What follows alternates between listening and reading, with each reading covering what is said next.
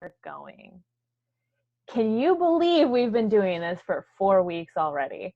Nope, not Yay! I. Okay, this is our 4th episode of Real Talk with Holistic Docs. I am Dr. Carly Golightly, and this is Dr. Hoot coming at you from New Jersey. awesome. And so today we are continuing our series on anxiety, how to beat stress and anxiety holistically and naturally. So last week we talked about the inner dimension, which was all about purpose and basically really finding why you're here in life and how that can relate to development of anxiety and chronic stress in a long-term situation where you don't know, you don't really have a purpose in your life. And we talked about some resources where you could go to start figuring that type of thing out. So today we are talking about a whole new dimension, and that dimension is the interpersonal dimension. So the interpersonal dimension is all about relationships, you guys. So this is something that affects every single one of us, whether you consider yourself an introvert, an extrovert, or somewhere in between. You still need relationships. I think that's something that a lot of us are discovering right now, is the fact that whether or not we consider ourselves someone who typically goes out and seeks community, the type of human interaction that we need is, it needs to be in person. We need to have touch. We need to be able to see people, to touch them, to see their facial reactions, to have that kind of like body communication with them. And we're lacking that right now. So a lot Yep. of us are learning a huge lesson right now. And I'm thinking that it's going to bleed into us having more gratitude for human interaction in the future. Yeah. What do you think, Dr. Hoot? So this is actually just popped into my head. I usually give all my patients hugs, right? All of them get a You hug give from me. everyone hugs, though. Yeah, right. But specifically, every patient gets a hug. And the last few weeks, I haven't been able to do that. And I have patients who, as soon as they come in, they like come at me with open arms, and I'm like, I can't do that. Oh, I'm so sorry. And so that, I mean, that that is a part of it for me, is that connection, the physical hug, the embrace with my patients, and I can't do that mm-hmm. right now. So I'm very Mm-hmm. excited to get back to that. Mm-hmm. I am a little bit concerned about how it's going to change our physical interactions with other people. Like, are handshakes going to be like a Mm. no-go? Are we going to start elbow Right, high-fiving? Very right. interested in finding out what the new norm is going to be, or if we're going to go back right to normal. That would Yeah. be great. But Yeah, honestly, I think that there will be some places where we'll see less interaction and more of that like cautiousness, probably more so in situations where we don't really know people that well. And but I think like I think about my church community, when I go back there, I'm gonna be hugging everybody, yeah, like right. left and right. Like I don't care if I know you that well, like come in here. I Oh, think I think it's gonna go both ways. I do yep. hope that eventually down the line, everything will go right back to normal, but that might take a I while, sure and hope that's so. okay. Wait, Maybe speaking of church, have you been able to go to church? no, no, No. it's all shut down. Mine has done, and most churches are doing this now, virtual sessions. Right. Okay. I Yeah. did see a little snippet on that. Very Yeah, interesting. yeah. So mine's been doing every single week. They've been really great about it, like putting out a message every single week. Nice. And I'm part of like the service team at my church too. So within the service team, like I'm the leader of a small group in there, and so I've been in charge of staying in contact with everybody, making sure everyone's doing okay, helping them to be stay uplifted. I have within my group a bunch of people who are nurses that work inside the hospitals that are actually treating people with coronavirus. So it's been and even more interesting because of that, and Yeah. just seeing what they're going through, the long hours that they're working, and honestly, it's like the stress that they're feeling right now isn't even so much related to the virus itself, but more of the fact that they just don't have like the supplies and things like that Yeah. I know we're all aware of, is the fact that there aren't enough supplies out there to Yeah. properly protect people from the viruses. So that's Right. been really interesting and learning from that nurse in particular. So you're in So the thick of it. You know all about all of it. the relationship part, the medical part. You're trying to put all this together. All of it together. Well, because you Yeah. can't separate it. You Yep. can't. Like, I mean, we've tried. Modern medicine has tried to separate those things, and we've realized that it doesn't work that way. Right. Yeah, yeah. Well, speaking of relationships, we have to get into our interpersonal pillar. Hmm. So, what do you like to approach with the interpersonal pillar? What are your main points here? Okay, so there's four main points that I want to talk about as far as the interpersonal or relationship Okay. pillar goes. So the first of those being mindset. So what are you looking to get out of your relationships? And Yep. that's the question that a lot of people really need to focus on, is like, most people are trying to get things from their relationships, right? Whether Yep. that be they're trying to advance a job, they're trying to, you know what I mean? Like, there's usually something behind it. We're focused on, what is this person giving me, Right. and what am I getting from them, and is this a balanced relationship? Or, Mhm. obviously relationships need to be a two-way street. However, focus your mind on giving. Yep. So always be giving. That's something that was taught to me by one of my mentors very early on, is always be giving. You want to outgive everybody. Yep. And there is so much richness that comes into your life when you make that mindset switch from getting to Yep. giving. Yep. Yeah, it's really, really important. I think, it's just one of the laws of the universe, that the more that Mhm. you give, the more that you actually receive back. You Absolutely. know? Absolutely. Yep. I don't know. Have you experienced that Yep. too? Oh yeah, I had a mentor exactly like you said, maybe 7 years ago or so, who taught me a very simple phrase that I should think to myself all day long, every day for the rest of my life. How can I give? That is the Yeah. phrase that you should be thinking to yourself. And Yes. I made a little sticky note of that, and I stuck it on my computer, and it was on there for years. Yes. I don't know where it's gone now amidst all the moving, but how can I give is something that when I when that became part of my regular routine, Hmm. it really does add richness to your life. You Hmm. feel, I don't know, there's something very cathartic about giving Hmm. people. And Hmm. of course, it brings back wonderful things into your life when you give like that. Yeah, absolutely. And it's one of those spiritual principles that we see reflected in all the major religions, philosophies, all that type of stuff, is the idea of giving more than you get. Yep. Right. And Yep. that kind of bleeds into the next point, which Hmm. is the principle of generosity, right? And so generosity and giving kind of go hand in hand. But I Yep. think that a lot of people, when they hear generous or giving, they automatically think money. Right. That's not necessarily what that means. There are Hmm. a lot of things that you can be generous with or give to other people that don't involve any money at all.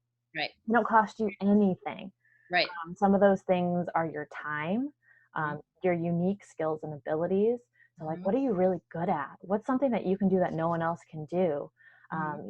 Maybe you're a really good listener. Maybe you understand numbers really well and you can help people figure out their taxes. Or maybe you're a really great cook and you've got a neighbor right now who's stuck at home and can't go grocery shopping and, Hmm. needs help, and you can cook them food. There's just so many different ways that you can give that don't require any money at all. Yeah. And this is really relevant right now, right? Hmm. Like, Hmm. we're all kind of struggling for money, Right. but that's not the only thing that people need. They need help carrying stuff into the house. I mean, I have elderly neighbors and I try to help them all the time. Of course, I'm not supposed to touch their stuff, but if Right. they wanted me to, I would be happy to help them lug their heavy things into the house, or go to a Feeding America shelter where they hand out food and help Hmm. distribute food to people. So, Hmm. yeah, that's very relevant. Yeah, that I think that's something that, if you're struggling to figure out what you can give, your Hmm. time is always a really So great thing to give. valuable. You Hmm. volunteer. Yep. That's something that has been researched time and time again, and Yep. shows that people who volunteer and focus their time on serving others are Hmm. actually happier. They're Yep. healthier and they live longer lives. Like, that's Yeah. pretty amazing. I Yeah. mean, there is research to back up these types of principles. Like, give, be generous. Yep. Don't focus on getting from others, give to others. Yep. Yeah. And Universe so like the universe loves it. It loves it. And the third thing that I like to talk to my patients about is the idea of core communities, right? Yep. So we all know a lot of people now, especially in this age of interconnectedness. We're globally connected, usually through the internet or something like that. So we've all got Facebook, we've got LinkedIn, we've got Instagram, all this stuff. And so we are connected at a level that we've never been before, but a lot of people are lacking core communities, Yeah. right? So the idea of core communities, these are people who are like, this is your family, for lack of a better word. I mean, it may be your actual family, but these are people who your ride or dies, let's say that. Like, these are people who you can really be yourself with, Yep. where you can really pour into them and feel like they're pouring into you. And a lot of people don't have those core communities. Yeah. So something that I always want to urge my patients is, if you don't have them, create them. And if you do have them, focus even more on them. Yep. Build those communities up so it's something that you feel like, whatever, you could call those people at 2 a.m. and it would be completely fine. Yep. Like, I know if I ever had anything happen to me that I really needed help, I would call you. That's right. 100%. And I know that, like, you probably wouldn't pick up because your phone's probably on silent, but I know that I could have the first thing in the morning. Yeah, but it's the thought that counts, right? It's the sentiment. But it's the thing that counts. You know what I mean? Yeah, right. I could if I wanted to, and I know that it wouldn't bother you. And so, Right, exactly.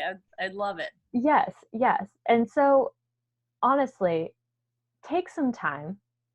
Think about, if you're in a place where you're not sure who your core communities are, maybe just grab a journal, sit down and write, where are the places that you spend the most time? And which groups of people are you with? This could be, like, for me, it's my gym, my church. Before this, it was my medical school, Right. my med school cohort. So that could be different for everyone. Like, it could be work, it could be some other kind of group that you're part of, or it could be nothing. And in that case, now it's time to brainstorm. Where do you want to spend your time? What types of people do you want to be around? Yep. And it's really helpful to project out where you'd like to be in your life in the next year, 3 years, 5 years, and then go seek out people who are already doing that, because those people are going to be able to teach you. They're going to take you under their wing, and they'll bring you up into that world and help you become the type of person that you want to be. There's the saying, you're the average of the 5 people you spend the most time with, which is 100% So true. I So totally believe that. yeah. So be conscious of those people. Yep. Are the people that you're spending your time with growing you, or are they basically deflating you? Right. Yeah. That's Oh, so valuable. yeah. I don't know if you know about this. There was a study about cardiovascular health risk and communities. Mm. I think it was a few years ago. I don't remember if it was in New York or if it was in Italy. But this cohort of people who lived next to each other, who would talk to each other every day after work, just like hang out in their front yard and chat, their risk of cardiovascular disease was lower than the surrounding communities because they didn't have that tight-knit connection. Yeah. Which is amazing. Yeah, it's incredible. Yeah. That's something that I have been doing a lot of research on, because I know I've talked with you. So my long-term goal here in San Diego is to create an integrative health center. Yep. And one of the questions that I've been posing to myself lately is, how do we solve problems like people from lower socioeconomic statuses who aren't able to afford to come and pay out of pocket for medical care, right? Yep. For integrative health care, I should say. Yeah. Because it's a completely different ballgame. Insurance doesn't cover it most of the time, which is unfortunate, and another issue we can get into. But the solution that I've been doing a lot of looking into is this idea of group-based medicine. So you have essentially groups that get together, and they're meant to treat, say you have people with cardiovascular disease, a whole bunch of people, you get them all together. Ideally, you don't call it like, oh, this is the cardiovascular disease group. Maybe you call it the yoga group or something like that, or the healthy cooking group or something. But the idea is to bring a bunch of people together into one place who have a common goal, right? Which is to better themselves, to get over that health barrier.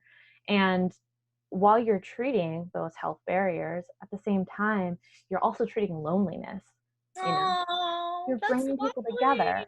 And it Yeah. works out great for everybody because not only do they get improved health outcomes, hopefully make some new friends along the way, but the care is cheaper because you're doing it in Oh, that group model. You can now right. lower the price, go down to something that people can afford. That's fantastic. Yeah. Yeah. Oh, I can really look forward to seeing what that looks like for I you. know. Isn't that great? I just love that idea. That's been just so, I've been so excited about that lately. Anyways, moving Right. on. Moving on, Point right? number 4 is Okay. all about healing the past.